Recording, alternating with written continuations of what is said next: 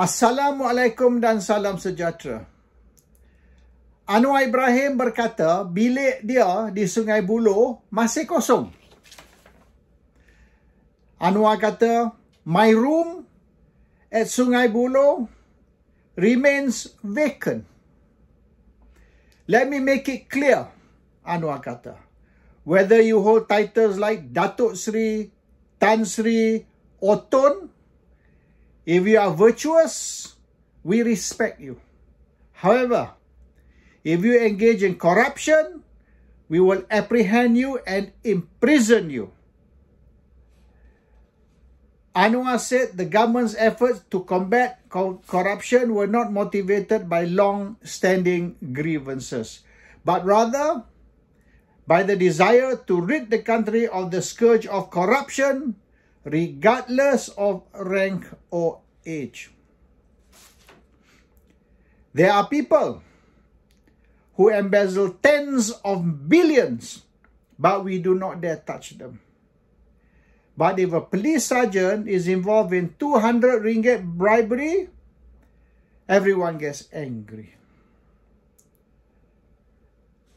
Despite facing court charges, they receive support from MPs, and their age elicits public sympathy.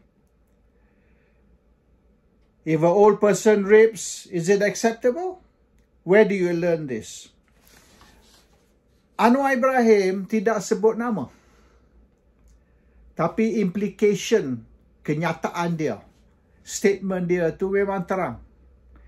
Target dia kepada VIP dan VVIP, orang berpangkat, orang yang boleh dianggap sebagai power brokers. People with power in Malaysia, people with wealth. Orang berkuasa dan orang yang kaya. Tapi siapa yang mengikut perkembangan politik beberapa tahun ni, mereka fahamlah siapa yang dimaksudkan oleh Anwar Ibrahim. Who are these people that Anwar Ibrahim mentioned without naming them? We all know who they are. Dan sekira inilah matlamat Anwar Ibrahim, kalau perjuangan Anwar Ibrahim ialah untuk menangkap, menghukum dan penjarakan mereka yang berkuasa, mereka yang banyak duit, mereka yang kaya, maka ramai akan masuk. Satu bilik tak cukup. Kalau Anwar kata bilik dia masih kosong Sungai Buloh, dia kena buat lagi 20-30 bilik sekurang-kurang. Kalau betul nak tangkap mereka yang berkuasa, mereka yang berduit, mereka yang berharta, the rich and powerful, 100 bilik tak cukup kat Sungai Buloh. Mungkin Anwar perlu buat banner satu penjara yang baru. Penjara untuk VIP. Atau buat apa yang mereka buat kat Saudi Arabia satu masa dulu. Satu hotel bintang 5, 5-star hotel, ditukar menjadi penjara, dan semua VIP, VVIP, orang kuat, the power, the people with power, the people with money, orang berkuasa dan orang yang kaya disumbat masuk di dalam penjara, iaitu hotel 5-star yang ditukar menjadi penjara. Maybe that will be the solution. Cari satu hotel, ambil alih hotel tu, jadikan penjara, dan sumbat dia orang ni semua masuk ke dalam penjara baru. Like what they did in Saudi Arabia satu masa dulu. Budaya rasuah has been budaya Malaysia dah lama. Lama. Orang yang kuat agama pun kuat rasuah. Orang yang tiap-tiap tahun pergi haji, kadang-kadang 2-3 kali setahun pergi umrah, mereka pun kuat rasuah. Orang Melayu ni, kalau orang bukan Melayu, bukan Islam, tak apalah. Sebab bagi mereka, arak pun halal. Main dengan betina pun halal. Makan babi pun halal. So bagi mereka, rasuah ni bukan haram. Rasuah ni halal. Tapi bagi orang Islam, iaitu orang Melayu, Yang kuat cakap pasal agama. Bila dia cakap pasal agama tu, berbuih-buih mulut dia. Islam, Islam, Islam, Islam. Bila kena sesuatu perkara misalan, Mahkamah Persekutuan tolak pindaan Mahkamah Syariah Kelantan. Mengamuk. Pergi duduk semayang hajat tepi jalan lah. Duduk ugut nak akan jadi tumpah darah lah dan ini dan itu. Kalau cakap pasal Islam ni, dia orang boleh berani mati. Boleh mati. Mempertahankan kononnya Islam. Tapi dia orang pun yang kuat rasuah agama. Yang kuat agama pun kuat rasuah. Ini masalah orang Melayu. Orang Melayu ni ekstrim. Agama ekstrim. Isu perkauman ekstrim. Rasuah ekstrim. Semua ekstrim. Dan orang ni wajarlah ditangkap. Dan kalau betul lah Anwar Ibrahim ni nak tangkap semua orang ni. Dan bukan saja orang Melayu. Sebab yang terima rasuah, yang kuat rasuah ni orang Melayu, orang Islam. Tapi yang memberinya ramai bukan Melayu. Bukan maknanya bukan Melayu saja. Orang Melayu pun banyak beri rasuah. Beri dan terima both. So it is not maknanya ni monopoli untuk orang Melayu ataupun orang Islam. Ramai. Bukan Melayu, bukan Islam pun kuat rasuah juga. So anyhow, the point is, okay, Anwar wants to clean up the country, ikut berita hari ini. Clean up the country, bersihkan negara dari masalah rasuah yang sudah berpuluh-puluh tahun. Dan dijangka, estimated, this is estimated by pakar ekonomi tau, pakar ekonomi. Mereka jangka, dalam 22 tahun Mahathir jadi Perdana Menteri, itu belum Najib, cuma masa Mahathir jadi Perdana Menteri. Kalau kita selepas Mahathir tu Pak Lah, lepas tu Najib dan sebagainya, tambah tu banyak lagi. 22 tahun Mahathir Perdana Menteri, dia orang jangka 200 bilion estimated. Telah lesap. Evaporated, dia orang kata. Evaporate into thin air. 200 billion. Itu berapa puluh tahun. Hari ini nilaian dia berapa? Tambah lagi Perdana Menteri selepas tu, banyak lagi. Dan so far Perdana Menteri semua Melayu. Kita tak ada lagi Perdana Menteri orang India, Hindu ke, Cina, Buddhis ke, ataupun orang Kristian. Tak ada, belum lagi ada Perdana Menteri. Bangsa lain, agama lain, 10 Perdana Menteri semua Melayu, semua Islam. Tapi rasuah teruk. Ini bila orang bercakap pasal Islam ni, kadang-kadang saya muak. Saya tengok muka dia muak. Berbuih mulut. Berapi-berapi duk cakap pasal Islam. Tapi mereka juga yang kuat rasuah. So sometimes I hate when I listen to all these people talk about Islam, Islam, Islam. Tapi kalau betul nak jadi Islam, tak payahlah kita nak mempertahankan syariah, mempertahankan hudud, mempertahankan ini dan itu.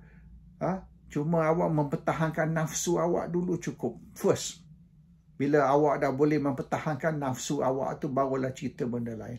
So yes, kalau betul Anwar buat ni saya sokong. Tapi kena buat dengan ikhlas, dengan betul lah. Sebab ramai orang yang duduk dalam kerajaan hari ni juga terlibat rasuah.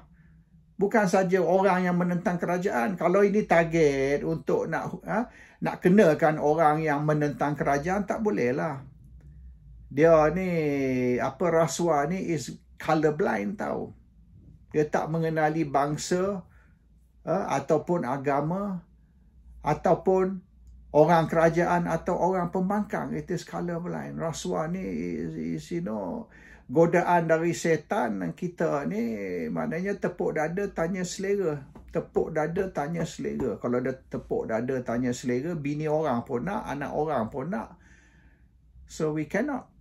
Tepuk dada tanya iman. Bila tepuk dada tanya iman tu, ramai orang Melayu fail. Kadang-kadang saya tengok orang Hindu, orang Buddhis tu lebih bagus dari pegangan agama banding dengan orang Islam. Cakap banyak, tapi in terms of faith, in terms of akidah, orang Islam ramai kalah tahu dengan orang Hindu, orang Buddhis dan sebagainya. So, yes, kita duk cerita, seminggu dua ni, kita duk cerita pasal Islam, kita sedih, hukum syariah ni diketepikan ataupun dikalahkan di Mahkamah Persekutuan Federal Court telah tolak pindaan syariah di Kelantan dan ramai orang menangis lah. Sudahlah. First of all, kita patut menangis sebab rasuah kuat ni di Malaysia ni. Jangan kisahlah, hukum syariah tu hukum Tuhan. Leave it to God to protect His own law. Takkanlah Tuhan tak mampu mempertahankan undang-undang Tuhan sendiri. Fokus on rasuah ni, teruk ni orang Melayu ni. Dan bila kita betul menjadi satu negara yang bersih, negara madani, ataupun negara yang betul-betul menghormati Islam, baru kita cerita tentang lain-lain macam hukum syariah dan sebagainya. To me, that's not important. Kita duk sibuk ni pasal apa? Sebab Coldplay duk main konsert. Kita duk sibuk sebab kata Coldplay ni penyokong LGBT. So what? Lantak dia orang lah. Kalau awak tak suka Coldplay, jangan pergi konsert dia. Tak ada orang paksa awak pergi konsert dia. That's their business, not your business. You focus on membersihkan diri engkau dulu sendiri tu. Nah, orang Melayu ni banyak ni tak bersih. Tak bersih. Rasuah haram menjadi halal. Tapi kalau suruh makan babi, haram. Kalau suruh minum bia, haram. Ajak pergi Coldplay, tak boleh. Itu budaya LGBT. Tapi kalau rasuah, that one okay.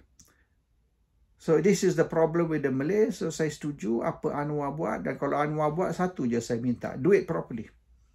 Buat dengan sungguh. Get everybody.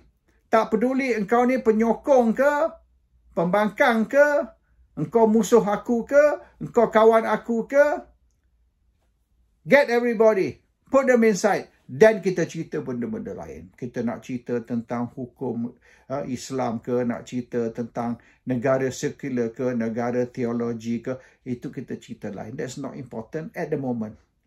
Sebab banyak sangat masalah negara ni jadi kotor. Dan kita duk cerita ekonomi Malaysia turun. Ringgit Malaysia jatuh. Pelabur asing, FDI tak masuk ke Malaysia. Macam-macam lah. We are facing an economic crisis. We are facing a cost of living crisis. We are facing macam-macam economic problems. Yeah. Sebahagian dari itu. One of the reasons of all the economic crisis sebab rasuah. Because of corruption. Pasal tu kita susah. Pasal tu cost of living naik. Sebab tu ringgit lemah. Sebab tu foreign investors tak mau masuk Malaysia. Sebahagian dari masalah tu disebabkan oleh rasuah. Jangan kita tak sedar yang rasuah ni is not only a disease, tetapi is a cancer yang merosakkan ekonomi Malaysia. Dan rakyat hari ni banyak dalam kesusahan dari segi ekonomi, dan banyak marah kerajaan, marah Perdana Menteri. Ya, tapi dalam dia marah kerajaan, marah Perdana Menteri, blame the government, blame Prime Minister because they are facing economic crisis. Tapi rasuah kiri kanan sapu.